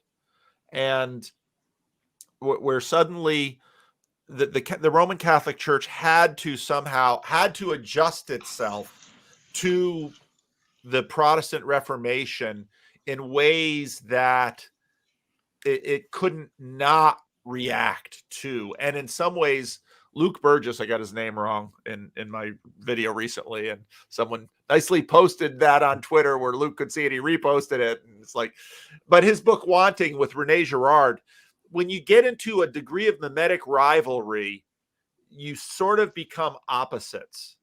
And in a way, the Roman Catholic Church had to respond to the Reformation, but in the way it responded to it, it, in a sense, took on elements of the Reformation in itself.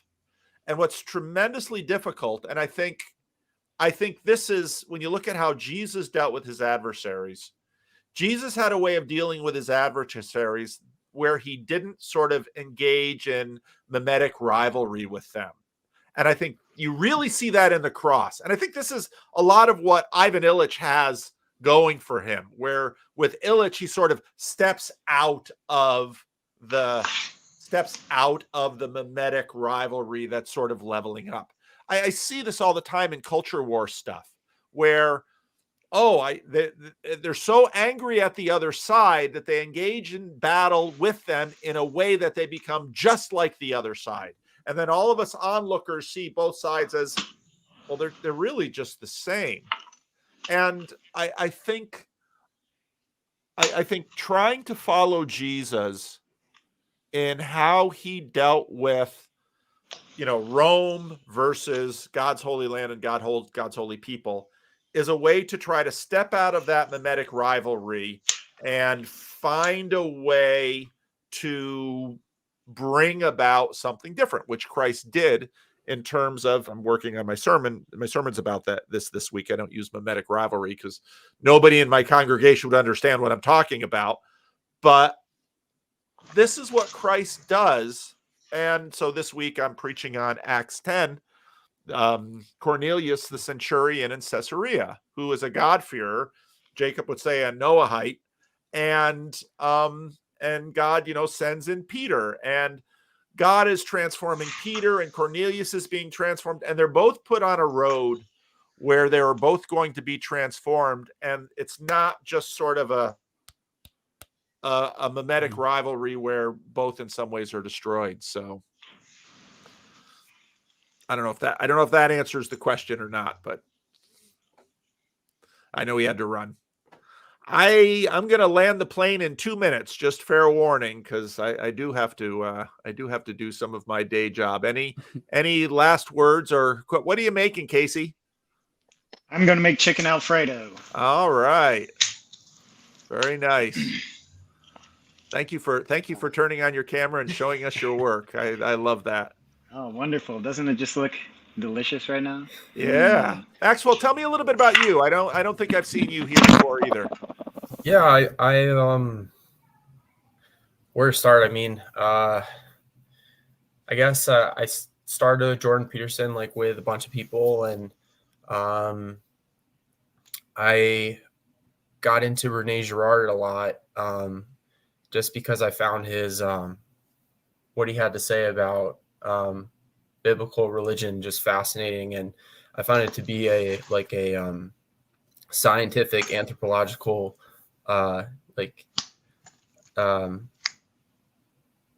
proof of the Bible, and not saying I needed that or anything, but maybe I guess I did in some sense. Yeah, just coming closer and closer to God and Christ through the work of yourself and the community, and yeah, it's fascinating, and things in my life. I'm reading doing one of these yearly plans with a friend. We're going through the Bible in a year, and it's just seeing the scripture as it from the outside in, being someone that just, before just thought it was so antiquated and, had nothing to relate to me or the world. And now it's seen the complete opposite, that it actually is the most relatable and the most fascinating. It's given me so much meaning and encouragement and guidance. So yeah, and I'm in a Rene Girard reading group with some people, and we've read Václav Havel, a lot of Leo Strauss, and who else? We read Why Liberalism Failed last week, and so yeah, it's endless stuff too. So I really enjoy all of it. Yeah, it is endless stuff. Well, thank you for jumping on, and thank all of you for jumping on. Casey, I hope your chicken Alfredo goes well. Peter, thank you for jumping on and introducing yourself a little bit. Same with you, Maxwell, and thank you, Caleb, for showing us a little bit. What exactly are you doing, Caleb? I'm putting screws inside this piece of paper for painting purposes. Oh, wow. Impressive job, I know. Yeah, well, thank you for turning on your camera and letting us see. Yeah. So I never got around to actually asking my question, but you can ask it now. I'll stay on for you. Oh, okay. I don't really know if we'll really actually resolve, but I'm wondering, so here's a problem that I've come up with, and it had to do with what Kale was talking about a little bit, because I really missed a lot of the conversation. I'm afraid I'll have to go back and listen to it again. But you mentioned that, oh yeah, everybody's got their own catechesis, or makes up their own catechesis nowadays, or whatever, however you put it, that, where it's like, but it's a little bit difficult to not to, because the world is so full of ideas, and no book of no actual catechism book or class is actually gonna cover them all. So it ends up being that you kind of have to, but it's like, but then that kind of puts the problem of authority, that almost necessarily puts the problem of authority almost on your head, where it's like, okay, even if you decide to accept an authority, oh, this person knows more about God than I do, then it's still you deciding that person knows more about God than you do. And so it's a little, I don't know if there's any really real good way to resolve that ultimately, but I was wondering if you, again, that's probably not a good question for I think it's a great question, and in many ways I think it is one of the most important questions. We're wrestling with it now, and I think the resolution comes in time as we wrestle with it. I don't know that any of us can just sit down, think out the answer, and blurt it out of our mouths. I think as we're doing this together, we begin to act out the resolution of it, And then once we watch ourselves beginning to resolve it, maybe then we'll be able to put words on it and it will be able to be communicated in that way. I think this process is more true of how we actually continue to grow and learn. That I think we like to think that there's a really smart person out there who has the answers and they tell us what to do and then we do it. And I think it's kind of the other way around, is that first we sort of do it. It's sort of the Rene Girard thing too, because he's like, watch what people do, watch the form of these stories. And then after you watch it enough, you can begin to articulate and say something intelligent about it, which is a helpful part of the process. But Caleb, I think you said it exactly well, that right now we are not living in a little town somewhere in Europe where we all go out into the fields and work together in the fields, and the wives are washing clothes together and raising kids together, and we come and we assemble in this one church as a steeple in the middle of the village, and so say we all, because we're all working together on the project. We're all feeding from this massive sea of plurality from our own little individual contexts, trying to make sense of this. And that's part of the reason that I do what I do on this channel with live streams like this, because it's really helpful to hear. And, and most of my videos are sort of me thinking out loud, because I don't know. But I do believe that God is good, and God is still God, and his Holy Spirit is still at work in the world, and his promises are true. So we journey forward together. So that's one of my favorite Heidegger quotes is, abide in hope what is worthy of thought. So remaining in the question. Yep. Well, and Paul, I know you're trying to land the plane here. And Caleb, I don't know if you're on the Discord, but I think it's a good question. My thought going through the catechism was, it's interesting to have the question and answer memorized. And initially my thought was, I don't want to memorize this. This seems too rigid and stringent. It means I can't think for myself. But as I memorize the answer and as I repeat it, it actually opens up the meaning of the question and answer more. I found, rather than that kind of rigidity, it actually frees me up. And then it also shows me that the church is the place to have those questions and answers. Yes. That we come with this expectation of finding an answer. We come to the church, the community of believers, expecting to find that answer. And so, although there's no like cut and dry, here it is, it's still a process. I think it's kind of a beautiful one. Yep. No, I agree. Couldn't agree more. All right. So thank you all for joining us today. And thank you for coming in, and thank you for the chats in the chat room. And thank you for your time and attention. Thank you, Paul. All right. Bye, Paul. God bless. God bless. Bye-bye.